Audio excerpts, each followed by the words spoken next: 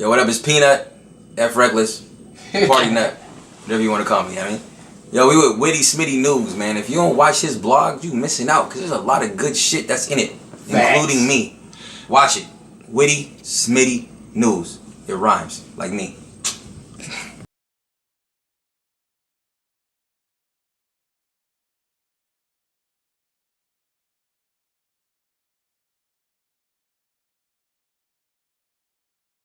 Christian Smith, Witty Smitty News.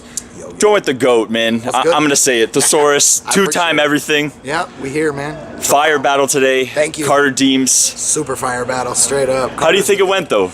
I personally am really happy with how it went because I feel like I am maybe the first person who got Carter to stray away from his sort of like unbeatable code of just like sort of clowning a situation to death. He was directly kind of attacking me though, and it was in a way that I don't think we've seen in a battle before, at least not since like he was battling in GT back when he had like his different style. Yeah.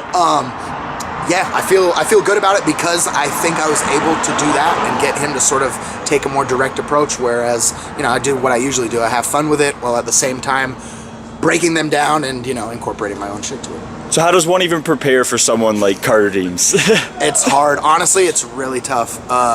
It's not like the conventional approach that you can take to a battle, or that I usually take, where it's just like stockpiling lines and ideas and stuff like that while I watch their stuff. It was more, okay, what can I do to like at least semi-diffuse some of the things that he probably is going to try to do, and then what can I do to sort of be a little more like playful and jovial with it myself, because the last thing you want to do in a Carter battle is either come off too serious because then you look like a dick, or just come off like a dick because then you look even worse, you know what I'm saying? And he's such an easy dude to do that against because he's so chill and having so much fun, and like people are having so much fun watching him. So. And he's such a nice guy. Like, he's just he really a genuinely nice person. One of the most like genuine nice dudes in this shit, straight up. Shout out to Carter, for real. So you've had yourself a year.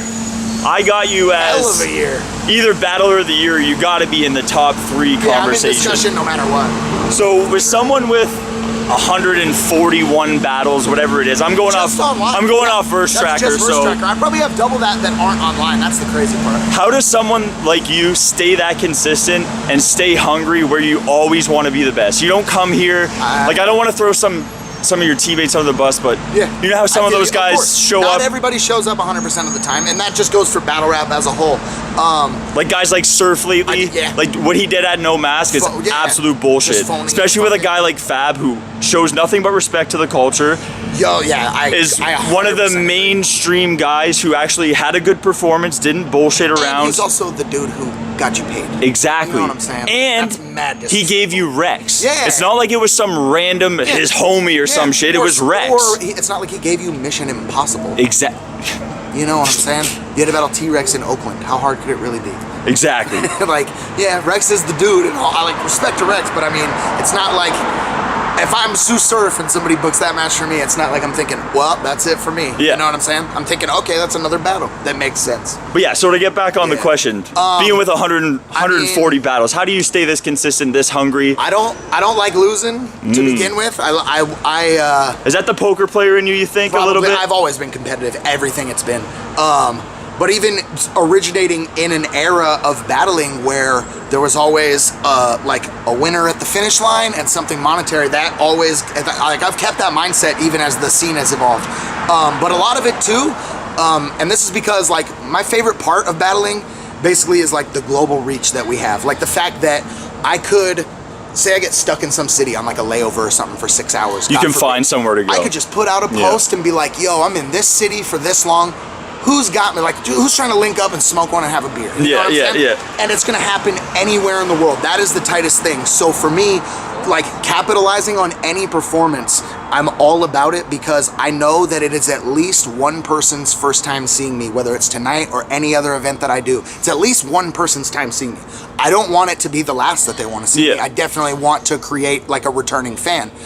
So that's what I always keep in mind. It's, you know, I want people to come back and enjoy what they saw, like feel something from it as opposed to just seeing it on cam. Because it's totally different, obviously, you know. The energy in a room, you can't capture it on camera the same way. And everybody who comes to their first live event always like realizes that instantly. They're just like, yo, this it's way different. crazy. Like this dude here Never watched battle rap, never seen anything. I brought him to a beast mode. It's a little league out in Toronto. Beast mode events are live though, straight up. First event, this guy fell in love. Been at every event with me since, pretty much. Such good energy, like it's just people having a good time. Like it's all cracking jokes, and chilling. Everyone's blazing, bro. I love it.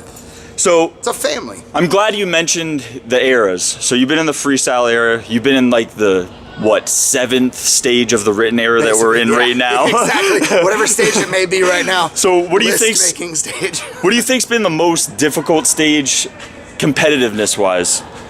Honestly, like the first early transition from like right when the written format was becoming the accepted thing. Probably like shortly after like I battled Madness and Dumbfounded with Diz. Right after that, I mean, it was probably a little bit of complacency, and it wasn't what I used to, as far as like I was used to showing up, being ready for war, and walking home with a prize.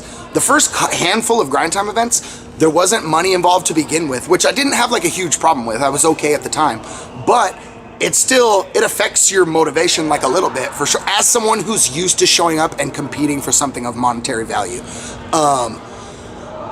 Even like my first couple battles I got paid for though, I feel like I was still kind of like feeling it out exactly how to attack it the way that I wanted to, because it's such a completely different animal than freestyling. And I knew once the transition had started occurring that because of like my freestyle career, I had set a standard that I probably wasn't going to be able to immediately like accurately live up to. And I feel it helps, like when you hit someone with a rebuttal, it hits so much harder because it's rare now you see that freestyle ability, you know what I mean? I'm trying to bring it back like every battle now too, because I'm just like, I try to be as in the moment as possible now, and I'm always listening and taking things in. And like my last 5 or 6 battles or so, I've tried to have like a rebuttal around, you know? How much do you think poker helps with you, like being able to kind of straight face when, I guess I'm going to throw this question out the rail, because you don't straight face, you react to all your opponent's bars. I'm having so I can't even ask that. I'm the same thing as a poker player, to be honest. Like, I'm rarely overly serious at the poker table. I'm engaging everyone in conversation. You get them distracted. And like I'm building a rapport with these people to where it's like, oh, well, this guy's been hella cool for 3 hours. He's not, he couldn't be bluffing me here. I'm just going to fold, you know? It really, you create that rapport with people, and they're like, oh man, he's like a chill guy, and the vibe of the table's good. Like, biggest pot you won?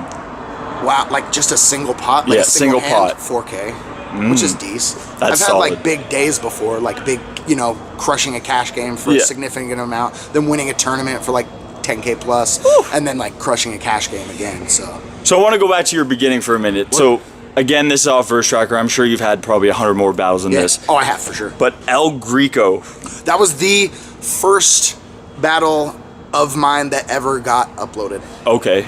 Because that's actually from my younger brother's, like legit VHS camcorder that he had. That was in 2000 or maybe 01, something like that. I was at the junior college that I went to school at Monterey Peninsula College, and the prize was just like a couple $100 and a Shure microphone, like a stage mic. Yeah. And El Greco was the first battle that I had of the night. I like entered the battle under a different name too, just what was the name? I don't even remember. It was something ridiculous. Just some stupid like cheesy name. So that then when they announced me, it wasn't like the opponent, once they're in the ring, they're not going to be like, oh damn, I'm battling with the Saurus. You know what I'm saying? Because at this time, like when this battle happened, I was like the hometown dude. I wasn't necessarily even really well known outside of my small little hometown at this point. I was just crushing parties and like ciphers and small battle shit like that. Shortly after that is when I started hitting like Terez, you know, the Terez. I want to touch on that quickly. Let's do it. So shout out to Jamie DeWolf. That's my dude. You mentioned it when we were talking earlier. It wasn't a league or anything. It was like a monthly thing. Event. Yeah, it's a monthly event. The first Thursday of every month in Oakland at the Oakland. And it's a mix of everything you were saying. Exactly. Poetry, it's a poetry battles, slam, it's a songs, haiku contest, a feature performer. And then the rap battle that still goes on to this day. That's crazy. I know Frack was like probably the most recent dude that people know who was like dominating. Because I know Peanut like battled Caustic, reverse live on that, I believe. Frack won it for a few months straight. Like Peanut said you won what, like 10 times or something? Something like that. And then Tantrum won 9 straight after I sort of just like took a step retired back from Terez. Sort of. Basically. I was focusing more on like the written shit and whatnot. Then Tantrum won 9 straight. And I was like, oh, well, like, if you're going to try to match what I did, you got to get through me to do it. So I showed up at his 10th one and beat him in the finals. Oh, it's so savage.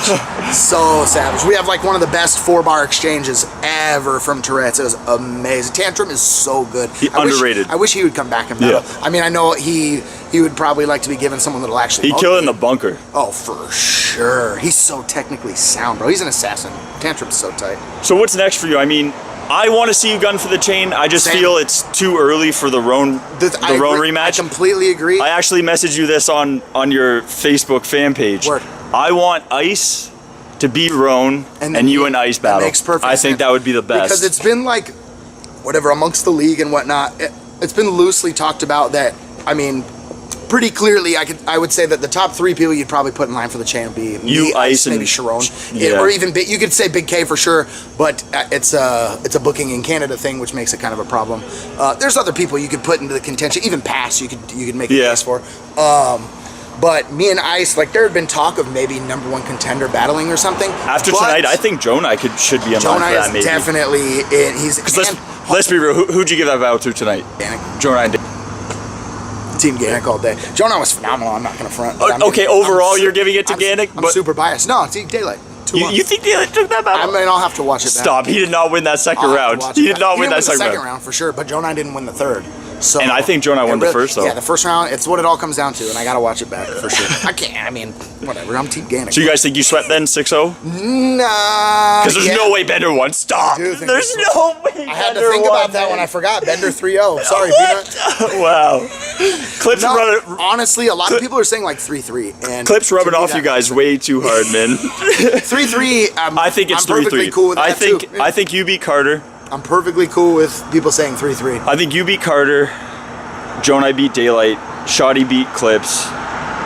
A-Ward barely edged Real Deal. Yikes. Marv took it, and sure. What was the other one? Peanut. Oh yeah, Peanut. Okay, so then maybe you can switch. Maybe you can switch. Like I said, Real Deal and A-Ward's too close. It's too close. Crazy close. Because so I mean, it's a 3-3 or 4-2. Out of this. Yeah, it was world. wild. Man, the rounds in that battle felt like crazy. They were so good. Yeah, it was wild. Yo, I respect the hell out of the hunger from A-Ward. I mean, shout out to Team Gully though, for real tonight. They all showed the fuck up. Yeah. I knew they were going to. Yeah. They all, like, it's a group of dudes who are smart enough to realize the situation at hand, and they know it's a good opportunity, not only for them to like get a look, but for them to kick some fucking ass. Yeah. Like real shit. And they didn't fuck around. Shout out to you guys though. All of you guys showed up. Yeah, nobody. Clips showed up today too, man. Nobody slack. I'm happy with fire. that shit. I mean, yo, the Detroit dudes are crazy. Their talent pool that's one insane, of the better like up and coming. And Gully tells me that's not even any of the best guys because they can't even get over. Yeah.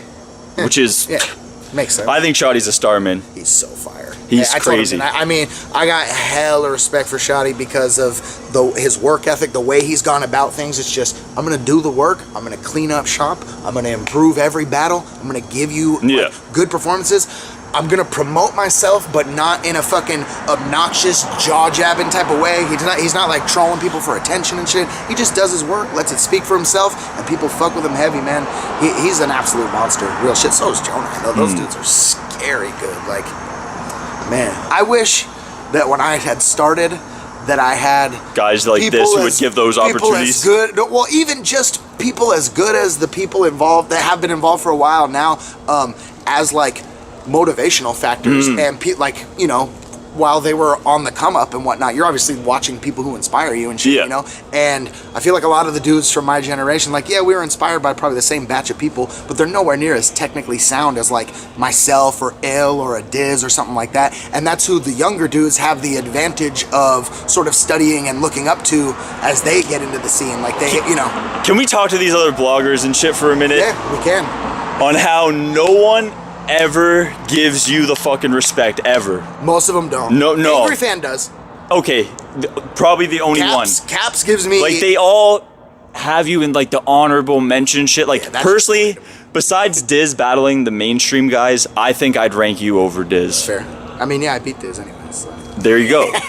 but no, I'm being dead ass serious though. Word. I mean, like he and I. The thing is, you and him are very neck and neck. And it's also sort of like two different lights because he he has such a massive following. He's such a well-known. Yeah. He's an instant, like, if you know anything about battle rap, you probably know fucking Disaster. You know what I'm saying? And yeah, you can say that about me to a degree, but people who have no idea about our scene know him and fuck with him heavy. And I mean, a lot of it, he has like obviously a massive Middle Eastern following, of course, and he's the most polarizing dude in battling. Like, it's a love-hate thing. There's no people who are just like, Diz is kind of meh. Yeah. You know, it's either like, yo, that dude is an animal, or I can't fucking stand that ass. No, I love Diz. Oh, for sure. Like, I just feel live, like all you gotta do is see him live to understand what he. I just feel people rank him too much higher than you sometimes. Where you guys are more neck and neck, in my opinion. For sure. Even guys like Hollow, I feel like, like we're still in the same discussion. Yeah, Hollow's amazing, and Hollow's so good at everything across the board. But he also doesn't battle as often. Exactly. That's like when people say Mook's the greatest of all time. No, like, you can't say that. I watched battle rap because of Mook and Mills, I'm not gonna lie. Yeah. He's a pioneer, but he's not the greatest. 9 battles. Yeah, you can't. A-Ward has more battles than him. Can't be the GOAT. Exactly. You know what I mean? Exactly. And A-Ward's been battling for a year. Yeah. So you can't be the GOAT. I mean, you could make a case that what he's done is like what warrants it, like the attention that he's garnered and everything. Because whatever, Mook is obviously like an undeniable legend, and the fact that people even put his name in the discussion with that is few crazy. Battles, that shows how good he actually is. You know. But I completely agree. I feel like my body of work, my body of work is second to none in battling. There's just no questioning that. It's a numbers thing, and there's no questioning it. I have 60 more battles than like the next closest guy, you know, and that's just what's on YouTube. There's 10 years worth of like freestyle footage that isn't out. I have 400 battles, you know what I'm saying? Like, I came from an era where to win for the night, you had to win 5 battles for the night. Yeah. So that means I have 5 battles a night for X amount of months and X amount of years. Like, it's absurd, man. Well, Witty Smitty News, the Saurus, man. Thank you for joining me. Team Gully, Team Ganik. Yes, sir. Crazy event. Great event. Hell we yeah. out of here, man. Much love.